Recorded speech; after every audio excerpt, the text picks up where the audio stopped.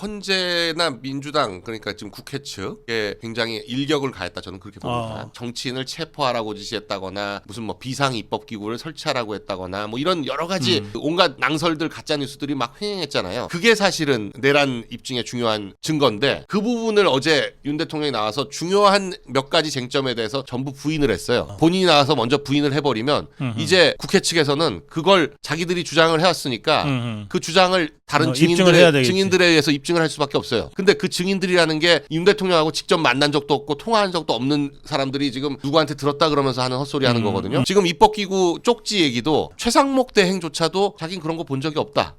그런 어디서 나온 거냐 했더니 누구 실무자가 뭐 전달을 한다고 했다는 것 같은데 자기는 본 적이 없다. 그렇게 얘기를 하고 있어요. 네. 그럼 입법기구 쪽지라는 건 지금 국회에서만 떠든 얘기지 아무도 본 적도 없고 쓴 적도 없다. 지금 김용현 장관도 그걸 입법기구 쪽지 같은 거 얘기한 적 없다라고 하는데 네. 실무자들 차원에서 무슨 얘기를 하다가 그걸 다른 실무자가 최상목 대행 쪽 실무자가 받아 적은 것이 아닌가 뭐 상식적으로 그렇게 얘기하거든요. 계엄령을 하면 그 80년에도 그랬지만 국가보위 입법회의라고 해서 국회 네. 기능을 정지시키면 그걸 해당하는 입법기구를 비상입법기구를 만드는 것이 이제 계엄에서 보통 절차니까 그럼 그런 입법기구도 만들어야 되는 거 아니야? 뭐 이런 식으로 실무자들끼리 얘기했을 수는 있어요.